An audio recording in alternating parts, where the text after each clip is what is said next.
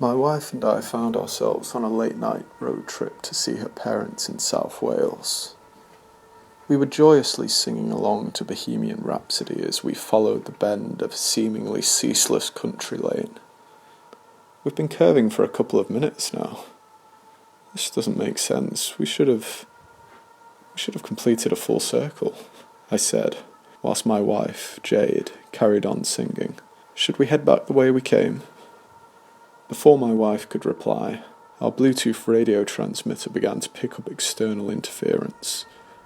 A woman's quivering voice poured through the speakers in a garbled whisper. Are you in the head? That was all we could discern before Bohemian Rhapsody resumed. But Jade stopped singing, and the two of us looked at one another with wide, terrified eyes. "What was that?" my wife asked. I gulped, putting on a brave face. It was just interference. Probably somebody else's Bluetooth transmitter set to the same frequency as ours. That woman sounded scared, Jade whispered.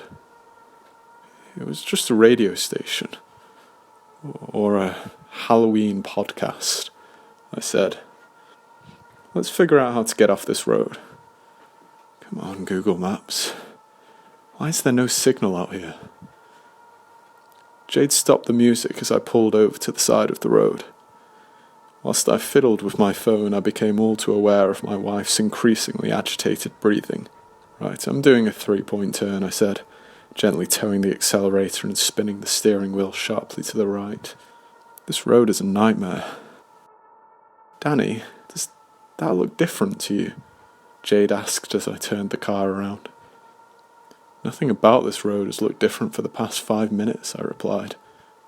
Not the road, Jade whispered. It's so dark outside. The moon's vanished. I peered at the sky through my upper windshield. It wasn't dark out there. It was black. There was not a speck of light in sight.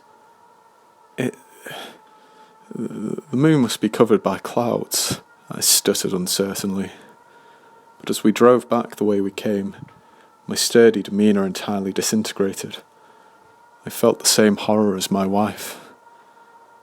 After following the endless road for several minutes, without returning to the junction that led us onto that cursed circuit, I could no longer deny what Jade had already accepted.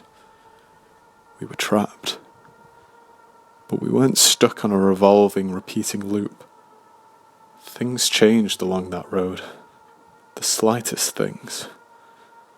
An occasional star would appear and disappear. And road signs emerged with strange, senseless messages. No driving on this road. No lefts or rights. Stop for hitchhikers. What do these signs mean? Jade whimpered. Suddenly the car speakers crackled, and the woman's distorted voice returned with a renewed ferocity. Behind you. As I glanced at my rearview mirror, I screamed until my lungs faltered. There was a gangly, pale, black-eyed woman behind our car. She was standing in the middle of the road, and she rapidly disappeared around the corner of the ever-curving road as we drove away. I couldn't help noticing that she was wearing an identical gingham dress to the one Jade was wearing. Identical hair, identical... It was my wife. Jade shrieked, swivelling round in her seat. What did you see, Danny? We need to get off this road, I shuddered. And then another sign appeared, reading, Don't drive under the influence of earth. Let us take the wheel. A man was peering around the side of the metal poles which supported the rusty red sign. He bore black eye sockets like those of the woman. They seemed to be bleeding blackened tears onto his lifeless cheeks, and he wore an outfit identical to mine. As we neared the inhuman monstrosity, his mouth gaped open, and I felt an inexplicable pull, as if my very soul were being inhaled.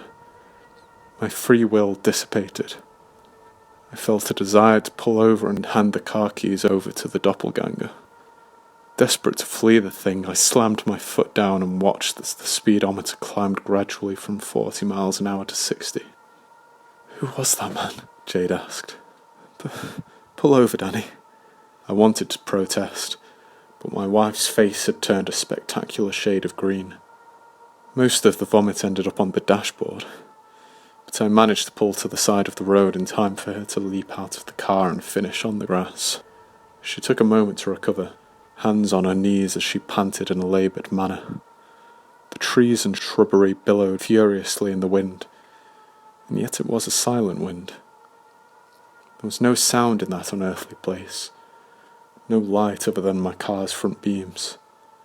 Everything about that road horrified me. "Get back inside, Jade," I said shakily. My wife took a second to respond, but she quickly composed herself and returned to the car. I wasted no time scorching rubber against gravel, speeding along that lifeless road to nowhere. Jade gripped her seat in fear. "Slow down, Danny. This lane is too narrow to be driving so..." Wait, I saw it too. "Is that a car?" I asked. The red glow of not-so-distant bumper lights spilled onto the road ahead of us, cast by a vehicle just out of view. But no matter how fast I drove, it was always around the corner, always out of reach. "Hello?" Jade said. I turned to see my wife speaking to her phone, and I realised she'd reconnected to the Bluetooth transmitter. "What are you doing?" I asked. "The driver of that car was the person we could hear on the radio earlier. I'm trying to talk to them. Hello? Can you hear me?" No response. "Are you in the car ahead of us? How do we get off this road?" My wife whispered, trembling. It was a familiar whisper, and that was when a coldness spread through my body.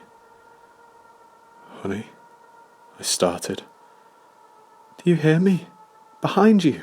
she cried, clutching her phone tightly. "It's you, Jade," I cried. "The woman on the radio. It was you from the beginning."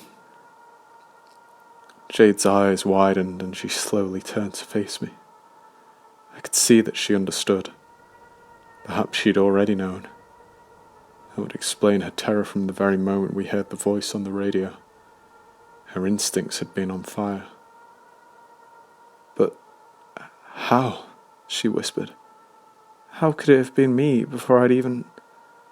I couldn't answer her question, but a possible solution came to me. Every sign alongside that haunted road contained a thinly veiled threat, messages that seemed to contradict anything safe or sensible, and that gave me a terrible idea. No lefts or rights. "I think we need to turn off the road," I said. Jade raised an eyebrow, offering me an exasperated look. "Where?" I turned my head to the left, peering into the darkness beyond the trees which lined the road of our cyclical hellscape. "Let us take the wheel." The road wanted to replace us. Turning off it would contradict everything that it had told us to do, and that was good enough for me. Before my wife could protest, I swerved through an opening between two trees, driving onto a soft, grassy bank. The sky overhead remained blackened, as did the expanse of field on which we suddenly found ourselves.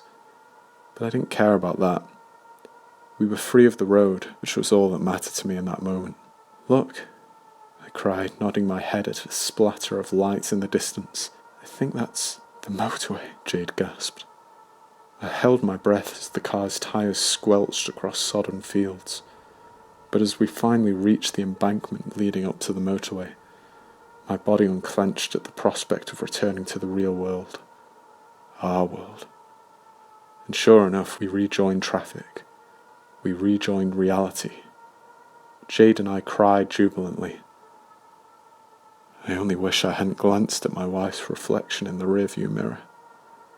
Perhaps it would have been better not to know. Perhaps it would have been better not to see the black tears spilling from blacker eye sockets.